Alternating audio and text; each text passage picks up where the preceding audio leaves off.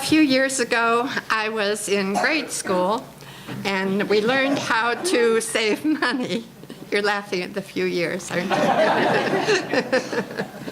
We learned how to save money by having a savings account, and that was pretty neat. Then when I was in high school, we had a course on getting along in the world, I guess you'd say, and they taught us about advertising and how it is very biased and encouraging you to buy their product and to be aware of that. So we thought that was pretty neat, too, to have that explained to us. But when the Dalai Lama said we should be teaching happiness in school, that gives me pause. It's a challenge, really, to teach happiness right along with kindness and loving kindness right along with history, math, and English. You see, how in the world can we implement that shift? The Buddhists are working on the assignments by each year graduating men and women who have educated their hearts with the same emphasis that they put on educating their minds. I heard a Baha'i speak who was a grade school English teacher for 30 years. Her approach was to select literature with moral teachings and to use those teachings as week or month-long discussion topics. She saw in the children's behavior that they were absorbing and thinking about the tenets of virtue right along with the literature. A Maslow study found that everybody who was successful, creative, joyful, and productive had one thing in common. They were doing chosen work that they found to be both self-rewarding and of service to others. He concluded that self-rewarding action that is valuable to personal growth and also helps others is what makes people happy. Unitarian Universalists have 7 principles that we follow to guide us in making ourselves and our world the best that it can be. Perhaps if we accepted that challenge of teaching happiness, we would put the emphasis on the 7th principle, respect for the interdependent web of all existence of which we are a part. And we could take off from there. Many of us come to Unitarian Universalism as a result of a search for a church to feel comfortable in. And so we've come together with many backgrounds. And I'm actually wondering how many of the people here have come from various other places, and hope that you're willing to show hands. But I wonder how many of us have come from a Catholic background. Oh my goodness. And a Jewish background. Protestant. And other. UU? Oh, right. A UU background. What am I thinking? So we're in good shape, aren't we, to have open minds about today's speakers. We have 3 speakers with very different backgrounds who have agreed to talk honestly about how their belief system impacts the lives they lead. The first to share her impression is Ellie Seppert.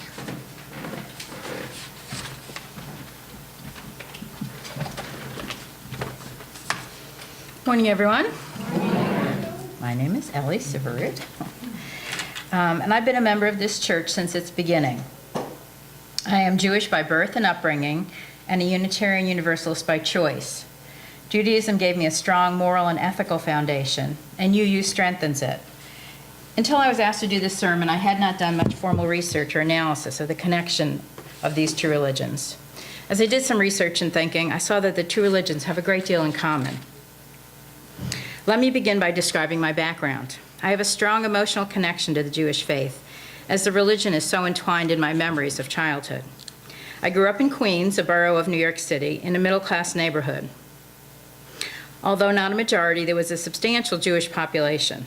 There are 3 denominations of Judaism: Orthodox, which is the most strict; Reform, which is the least strict; and Conservative, which is the middle ground approach.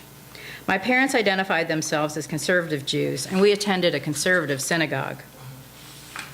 My mother could read and write Hebrew, but my father could not.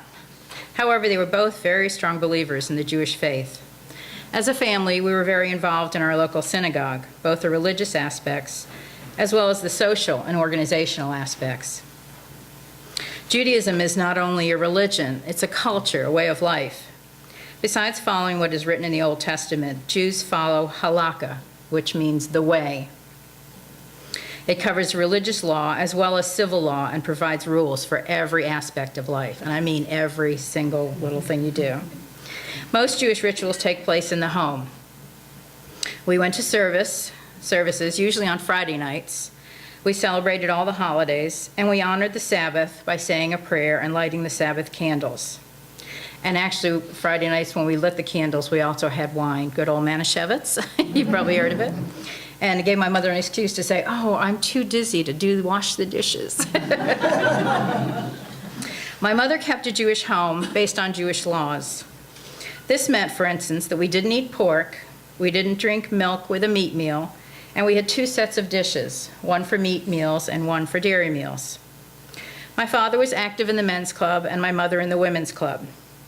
These organizations helped in the social activities, the governance, and fundraising of the synagogue. You can see where I get it from. At the age of 13, I was bat mitzvahed. This was the culmination of several years of religious education. For this ceremony, I memorized a very long passage of the Torah in Hebrew and read it in front of the entire congregation. To be honest, I probably didn't even understand what I was reading. I was only interested in the party and the presents that came with it. One of the pillars of Judaism is the value of social action and helping others. As Jews, my parents were strong believers in the importance of charity and helping others. They supported numerous charities and gave loans to family members in need. My father once got caught in a storm when he was driving down to Florida. It was in April, and it was like an unexpected storm, and he and many other people were stranded, and a farmer came and took them to his farm and took care of them until the storm was over. For the rest of his life, every year he sent them money, to thank them for taking care of them. This value is held in common between Judaism and UUism, and it has informed my entire working life, as I have spent the last 40 years working in various helping professions, as a teacher, a senior center director, a social worker, and most recently a probation officer. Another tenet of Judaism and principle of Unitarian Universalism is the importance of relationships. This is evidenced in the Jewish faith by the period of time called the High Holy Days, which occurs in the fall. The High Holy Days consist of Rosh Hashanah, which is New Year, Yom Kippur, the Day of Atonement, and the 10 days of repentance in between. It is both a solemn and a joyous occasion.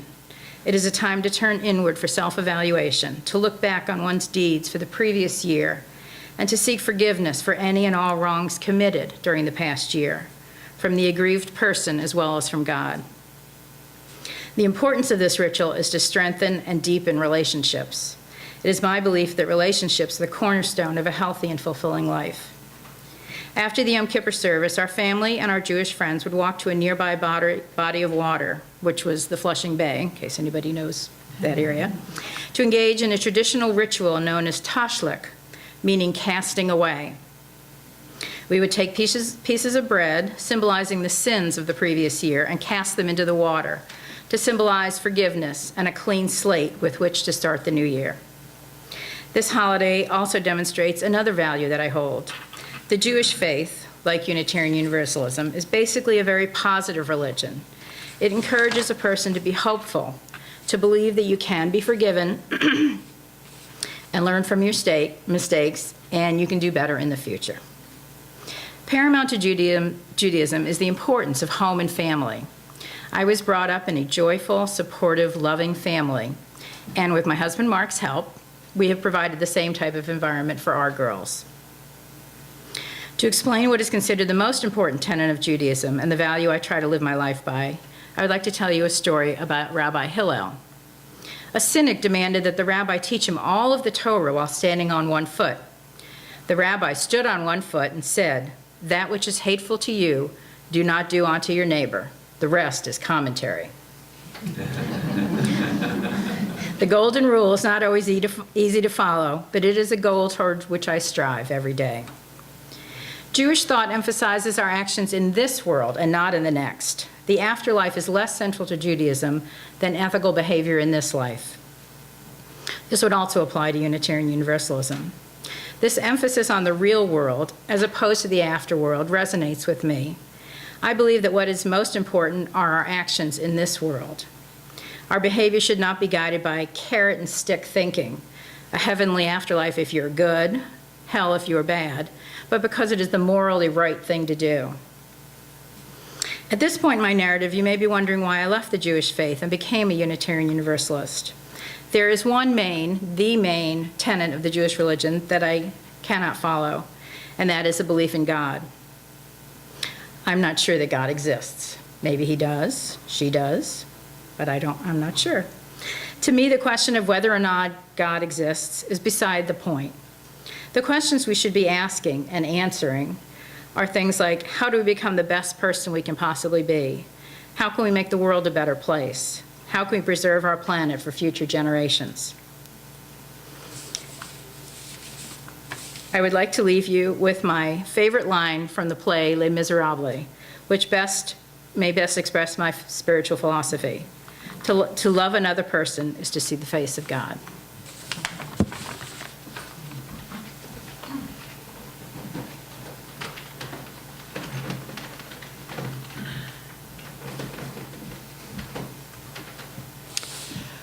Marcus Constantine is new to this church and remarkable in wanting to share how he looks at his role in society. Marcus?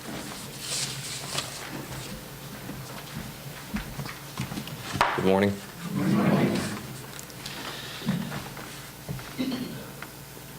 Do not gild the self and hate it. Befriend it and know what ails it.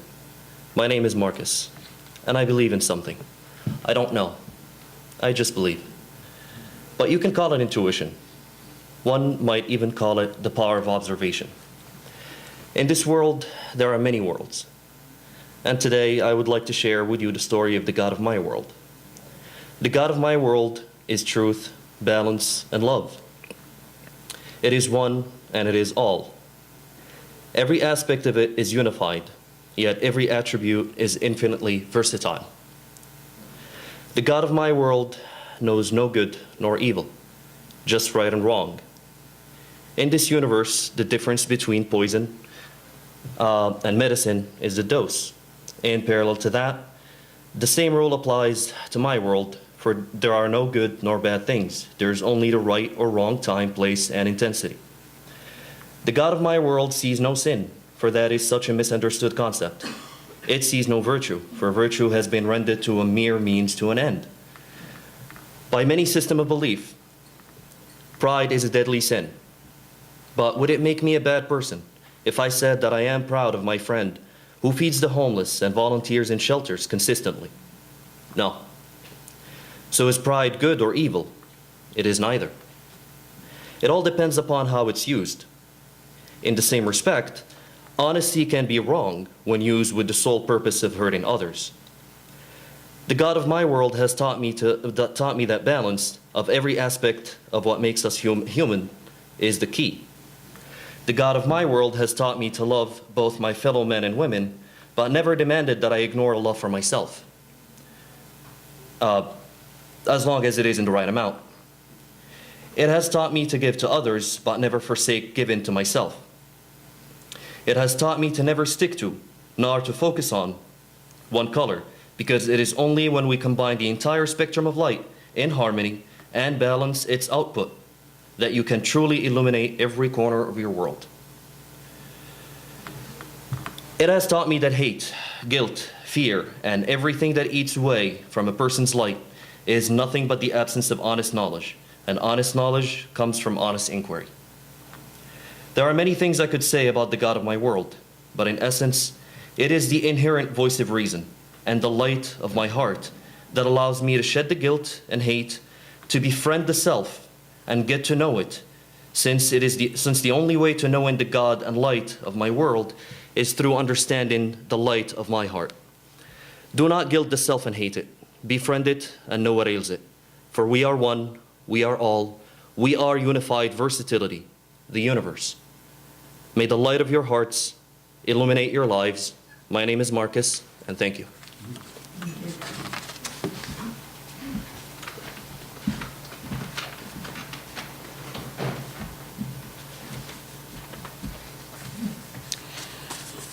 The third speaker is Nancy Reed. She has an interestingly long history with Unitarianism. Let's hear her story.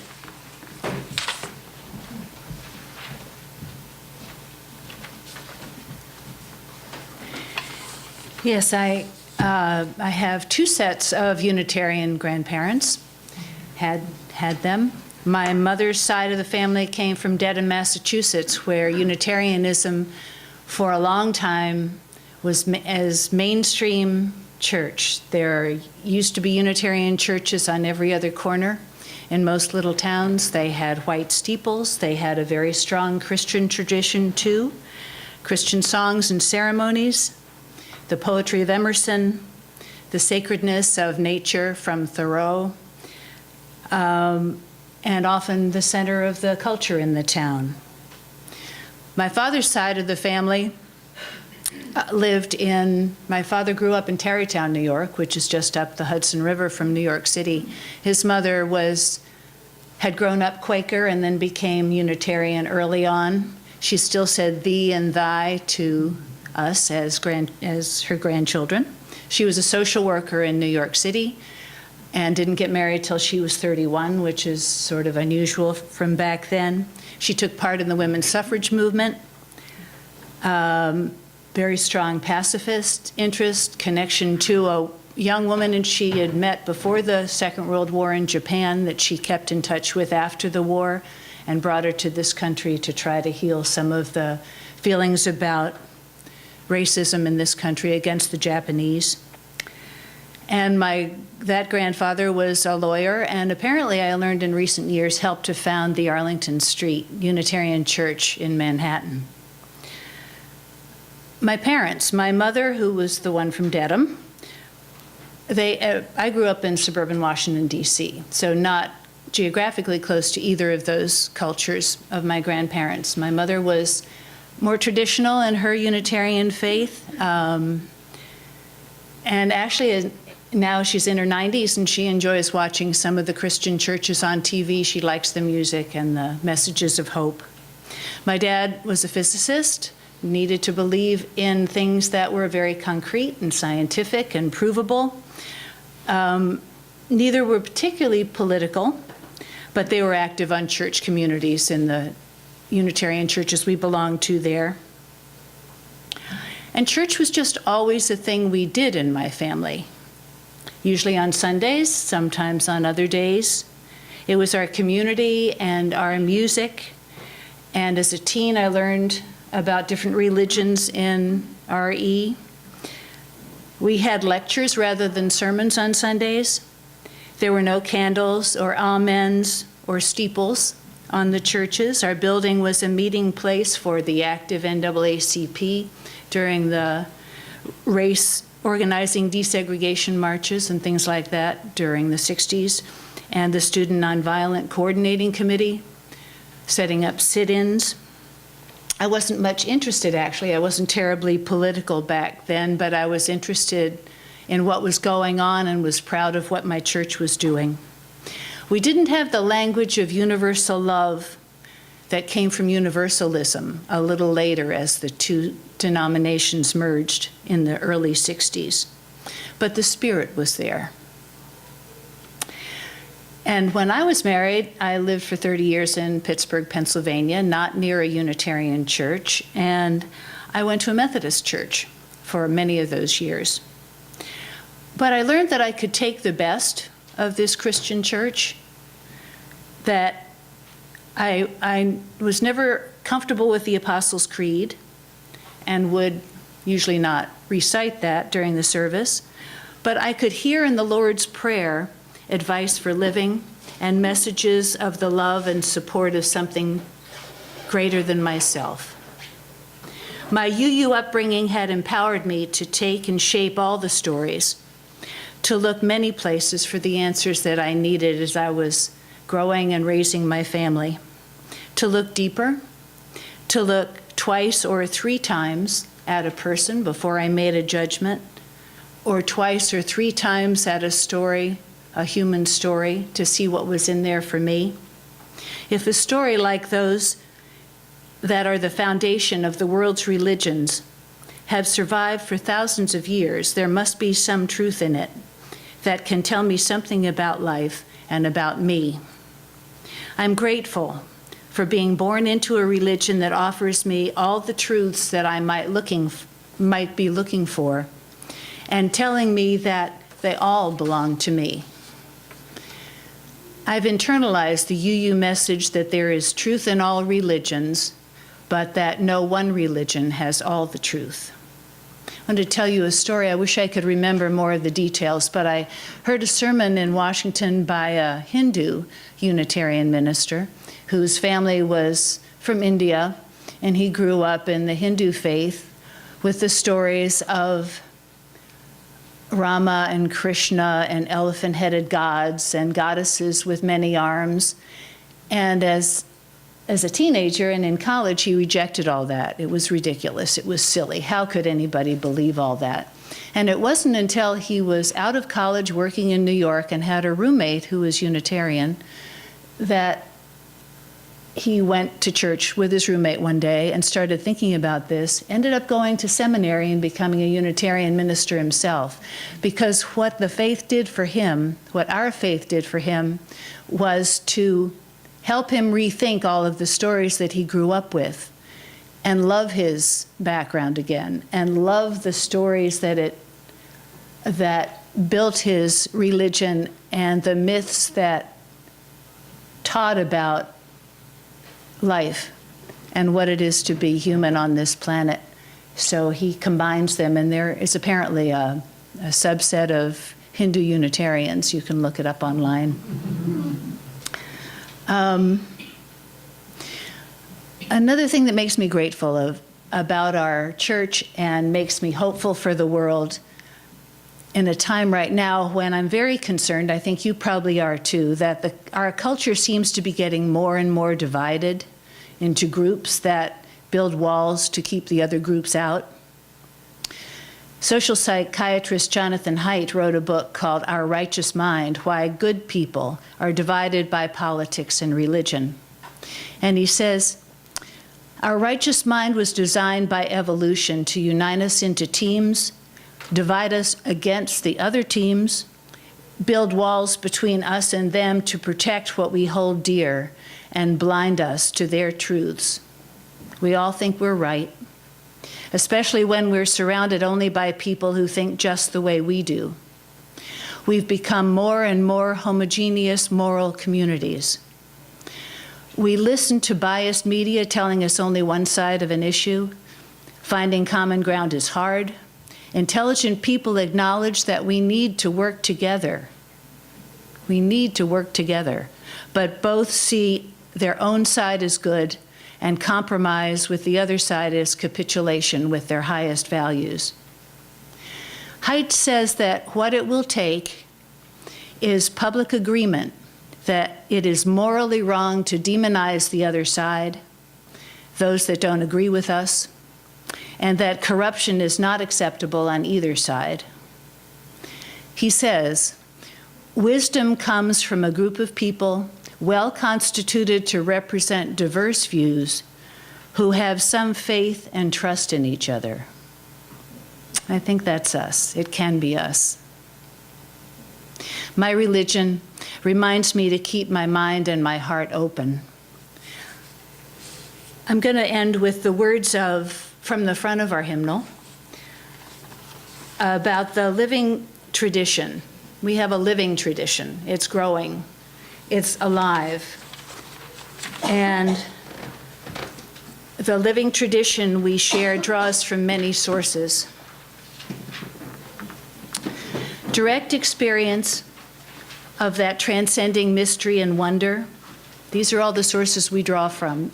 Our direct experience of a transcending mystery and wonder, affirmed in all cultures, which moves us to a renewal of the spirit and an openness to the forces that create and uphold life. The words and deeds of prophetic women and men which challenge us to confront powers and structures of evil with justice, compassion, and the transcending power of love.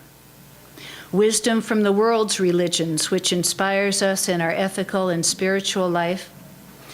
Jewish and Christian teachings which call us to respond to God's love by loving our neighbors as ourselves.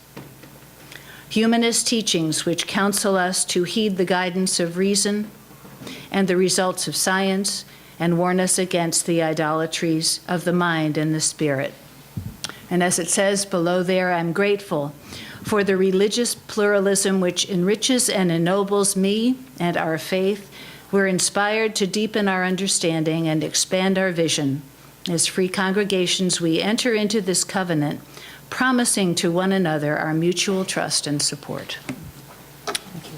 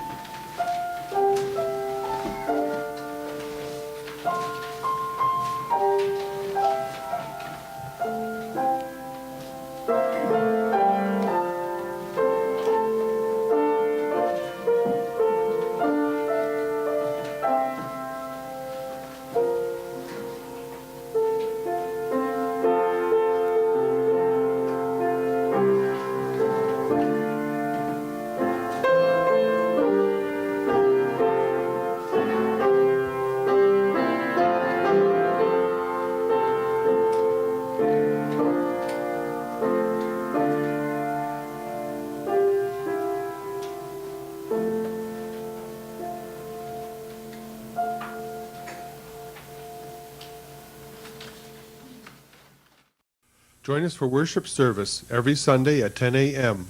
at the Unitarian Universalist Church of Canandaigua, a welcoming congregation. The church is located at 3024 Cooley Road, 4 miles west of Main Street, Canandaigua, just north of the intersection with Routes 5 and 20. Call for information or directions 585-396-1370. Your comments about this program or questions about the church are welcome at 585-396-1370.